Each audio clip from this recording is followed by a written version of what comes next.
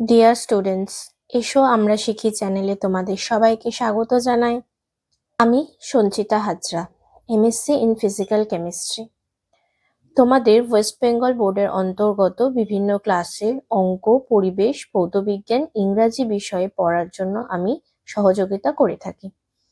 তাই যারা যারা চ্যানেলটি এখনো সাবস্ক্রাইব করোনি তারা ভিডিও শুরু করার আগে অবশ্যই চ্যানেলটিকে সাবস্ক্রাইব করে দাও ও পাশে থাকা বেল বাটনে ক্লিক করো, যাতে ভিডিও আপলোড করার সাথে সাথে তোমাদের কাছে নোটিফিকেশন চলে যায়।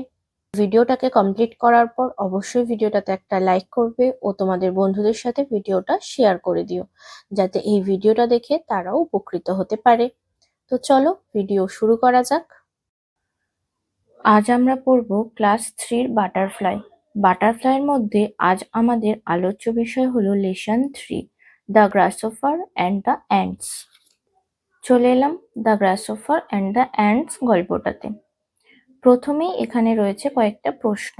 What creatures do you see here? অর্থাৎ তুমি এখানে কি কি প্রাণী দেখতে পাচ্ছ, কি প্রাণীদের দেখতে পাচ্ছ।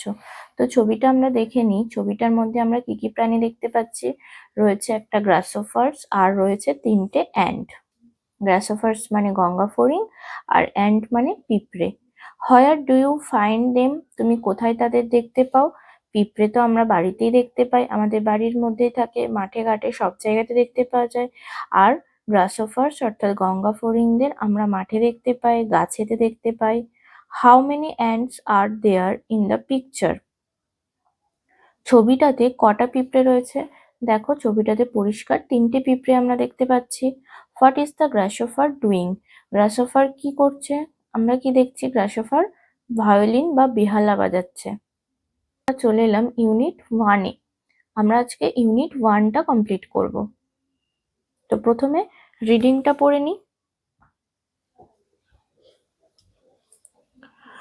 ওয়ান সামার্স ডে, এক গরমের দিনে, এই গ্রাসহপার একটা গঙ্গা ফড়িং was hopping about in a field. Hopping মানে ইতস্ততভাবে এদিক ওদিক ঘোরাঘুরি করা, মাঠের মধ্যে ঘুরে বেড়াচ্ছিল। He was creeping and singing merrily, সে আনন্দের সাথে কিচিরমিচির করছিল এবং গান গাইছিল। ক্রিপিং মানে কিচিরমিচির করা, মানে কিচকিচ করা, আর সিঙ্গিং মানে গান করা, মেরিলি মানে আনন্দের সাথে। এ গ্রুপ অফ অ্যান্টস, একদল পিঁপড়ে, ওয়াকড পাস্ট হিম, তাকে পেরিয়ে যাচ্ছিল। পাস্ট হিম মানে তাকে পিছনে ফেলে দিয়ে চলে যাচ্ছিল। ওয়াকড মানে হাঁটা। They carried plum seeds of corn, তারা কি বোঝাই করে নিয়ে যাচ্ছিল? অনেক কর্ন মানে ভুট্টার বীজ নিয়ে যাচ্ছিল। প্লাম কথার মানে হচ্ছে পুষ্ট, পরিপুষ্ট বা রসালো টাইপের। রসালো বলবো না, পুষ্ট বলবো। পুষ্ট ভুট্টার বীজ তারা বহন করে নিয়ে যাচ্ছিল। Where are you going with those heavy things? এই হেভি, হেভি মানে ভারী, এই ভারী জিনিস নিয়ে হোয়ার আর ইউ গোয়িং, তোমরা কোথায় যাচ্ছ? আস্কড দ্য গ্রাসহপার, গঙ্গা ফড়িং জিজ্ঞাসা করলো।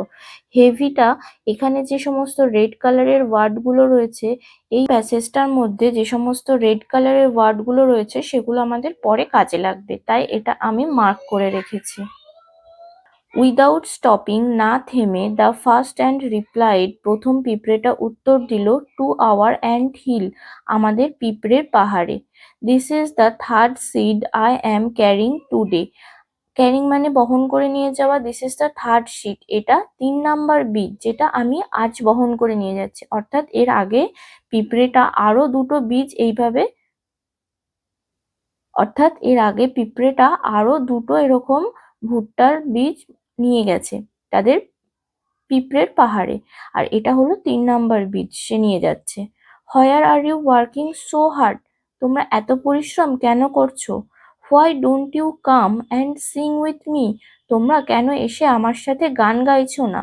সেড দ্য গ্রাসহপার, গঙ্গা ফড়িং বলল। We are helping two store food for winter, আমরা ফর উইন্টার মানে শীতের জন্য, স্টোর ফুড খাবার সঞ্চয় করছি, আমরা শীতের জন্য খাবার জমিয়ে রাখছি। You should also do the same, তোমারও একই কাজ করা উচিত। সেড দ্য অ্যান্ট, পিঁপড়ে বলল। Winter is far away, winter অনেক দেরি। It is a lovely day to play, এটা একটা খুব ভালো দিন খেলার জন্য।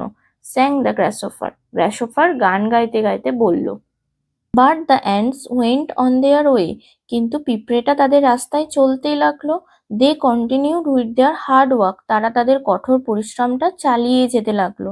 The weather soon turn cold, খুব তাড়াতাড়ি ওয়েদার মানে আবহাওয়াটা ঠান্ডা হয়ে গেল।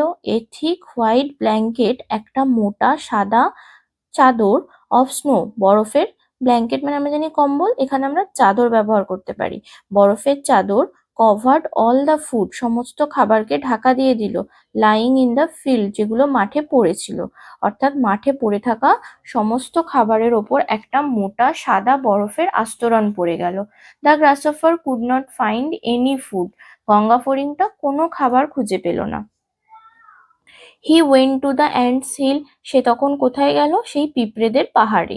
হি স দ্যাট, সে দেখলো যে the ants had stored enough food for winter, সে তখন সেখানে গিয়ে কি দেখলো? যে পিঁপড়েরা স্টোর মানে জমা করেছে, এনাফ ফুড মানে যথেষ্ট খাবার, ফর উইন্টার শীতের জন্য যথেষ্ট খাবার তারা কিন্তু জমা করে রেখেছে। হি বেগ দেম, বেগ মানে ভিক্ষা চাওয়া, দেম মানে তাদের কাছে, ফর সামথিং টু ইট খাবার জন্য কিছু ভিক্ষা চাইলো। হোয়াট কি?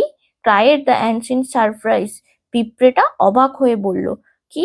Have not you stored anything for the winter, তুমি শীতের জন্য কিছুই সঞ্চয় করনি? What are you doing all summer, সারা গরম জুড়ে তুমি কি করেছো? I did not have time to store any food, আমি খাবার জমা করার জন্য বা সঞ্চয় করার জন্য কোনো সময়ই পাইনি।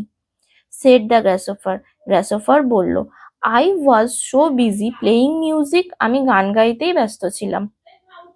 সারা গরম জুড়ে সে শুধু গান গাইতেই ব্যস্ত ছিল। দ্য অ্যান্ড শুক দেয়ার হেডস ইন ডিসগাস্ট, বিরক্ত হয়ে সে তাদের মাথা নাড়ালো। দে টার্ন দেয়ার ব্যাকস, তারা তাদের পিছন দেখিয়ে দিল। অন দ্য গ্রাসহফার মানে তারা গ্রাসহফার অর্থাৎ গঙ্গা ফড়িং এর থেকে মুখ ফিরিয়ে নিল। And went on with their work, এবং তাদের কাজে লেগে পড়লো। নেক্সট এখানে কয়েকটা ওয়ার্ডের মিনিং দিয়েছে। হোপিং মানে হোপিং এর আর একটা সিমিলার ওয়ার্ড আমরা পাই জাম্পিং, অর্থাৎ লম্ফঝম্প করা, লাফাঝাপা করা। প্লাম্প কথার আর একটা অর্থ পাই ফ্লেশি, অর্থাৎ চাম মানে রসালো বা পুষ্ট। ব্ল্যাঙ্কেট মানে কভার মানে ঢাকা। এরপর আমরা পড়বো অ্যাক্টিভিটি 1। অ্যাক্টিভিটি 1 এ কি দিয়েছে? Let's underline the correct answer, অর্থাৎ যে অ্যান্সারটা সঠিক সেখানে তার তলায় দাগ দিতে বলেছে। The grasshopper was hopping about in a, অর্থাৎ আচ্ছা এখানে আমাকে তলায় দাগ দিতে হবে। সামার, সামারেতে সে কি করছিল? লম্ফঝম্প করছিল। The ants carried fruits corn leaves, পিঁপড়েরা কি বহন করে নিয়ে যাচ্ছিল? ভুট্টা। কর্নের তলায় দাগ হবে। In winter the weather turned cold, শীতকালে আবহাওয়াটা ঠান্ডা হয়ে গেল। স্নো ইজ, বরফ হলো সাদা।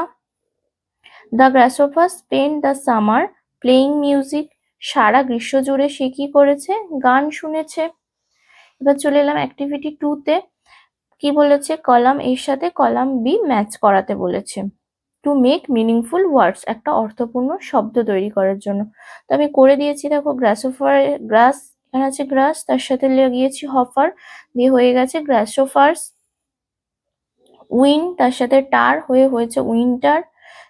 ব্ল্যান্ড তার সাথে কেট হয়ে হয়েছে blanket. Surprise, surprise. Music, music. তাহলে প্রত্যেকটা একটা অর্থপূর্ণ শব্দ তৈরি হয়ে গেছে। দেখো অ্যাক্টিভিটি 3 তে let's fill in the blankets with the red colour describing words in the story. তাহলে আমি গল্পটা পড়ার সময় অলরেডি যে সমস্ত লাল রঙের যে ওয়ার্ডগুলো রয়েছে সেগুলো আমি আন্ডারলাইন করে দিয়েছিলাম, তো সেইগুলোই এখানে বসাতে হবে, সবগুলো না, যেগুলো প্রয়োজন। দ্য ব্যাগ ইজ ভেরি, আমরা ওখানে পেয়েছিলাম হেভি, সেটা এখানে লিখেছি HEAVY, heavy. The grasshopper was busy playing music, BUSY, busy. In winter we use a thick blanket, THICK, thick blanket. Ice is cold, COLD, cold. She has a lovely smile, LOVELY। তোমরা দেখবে এই সমস্ত ওয়ার্ডগুলো কিন্তু red কালারের রয়েছে। Next চলে এলাম অ্যাক্টিভিটি 4। অ্যাক্টিভিটি 4 এ বলেছে যে অ্যালফাবেটিক্যাল অর্ডারে আমাদেরকে এই ওয়ার্ডগুলো সাজাতে হবে, অর্থাৎ ABCD পরপর যেমন আসে অ্যালফাবেটিক সেইভাবে এগুলোকে আমাদেরকে সেই অর্ডারে সাজাতে হবে। তো এখানে আমি সাজিয়ে দিয়েছি, প্রথমে অ্যান্ড এ দিয়ে শুরু, তারপর বি দিয়ে C, F, H, M, S, S দিয়ে দুটো আছে, আমি এন আর ইউ এর মধ্যে এনটা আগে রেখেছি, কেন কি অ্যালফাবেটিক অর্ডারে এন আগে আসে ইউ পরে আসে, তাই আগে হয়েছে স্নো, তারপর সামার। একইভাবে ওয়েদার আর উইন্টারের মধ্যে ই যেহেতু অ্যালফাবেটিক অর্ডারে আগে আসে, তাই ইটা ওয়েদারটা আগে হয়েছে এবং উইন্টারটা পরে হয়েছে। তো আমি কি কি ওয়ার্ড লিখেছি, and, busy, cold, field, hill, music, snow, summer, weather, winter. Which insect can bite, কোন পতঙ্গ কামড়াতে পারে? দেখো আমি লিখে দিয়েছি, অ্যান অ্যান্ট ক্যান বাইট, একটা পিঁপড়ে কামড়াতে পারে। হুইচ ইনসেক্ট ক্যান ফ্লাই, কোন পতঙ্গ উঠতে পারে? অনেক পতঙ্গই উঠতে পারে। আমি লিখেছি এ বাটারফ্লাই ক্যান ফ্লাই, প্রজাপতি উঠতে পারে। Which insect lives in a group, কোন পতঙ্গ গ্রুপ অর্থাৎ দল বেঁধে থাকে? হানি বিজ, মৌমাছিরা দল বেঁধে থাকে। Live in a group. Which insect is green in colour, কোন পতঙ্গ সবুজ রঙের? Grasshopper is green in colour, গঙ্গা ফড়িং সবুজ রঙের হয়। Which insect moves in a row, কোন পতঙ্গ এক সারিতে চলে? Ant moves in a row, পিঁপড়েরা এক সারিতে চলে, কখনো তারা কিন্তু লাইন ভঙ্গ করে না, সব সময় কিন্তু তারা এক সারিতে চলে। এবং এটা থেকে আমাদের কিন্তু শিক্ষা নেওয়া উচিত, ওরকম একটা ছোট্ট পতঙ্গ, ওরাও কিন্তু কখনো লাইন ভেদ করে এর থেকে এগিয়ে যাব ঠেলাঠেলি করে, এইরকম কিন্তু করে না, যেটা কিন্তু আমরা করি। তো আজকের পড়া আমাদের এই অবধি। তোমাদের এই পড়ার মধ্যে যদি কোথাও কোনো অসুবিধে থাকে তো তোমরা আমাকে কমেন্ট বক্সে জানাতে পারো, আমি নিশ্চয়ই তার সমাধান করে দেব। আর যদি তোমাদের ভিডিওটা ভালো লাগে তাহলে অবশ্যই তোমরা ভিডিওটাতে একটা লাইক করো, আর ভিডিওটা তোমাদের বন্ধুদের সাথে শেয়ার করে দিও। আর এরকম আরো নতুন নতুন পড়া পাওয়ার জন্য এবং বিভিন্ন অ্যাক্টিভিটির সমাধান পাওয়ার জন্য অবশ্যই তোমরা আমার চ্যানেলটাকে সাবস্ক্রাইব করে রাখবে।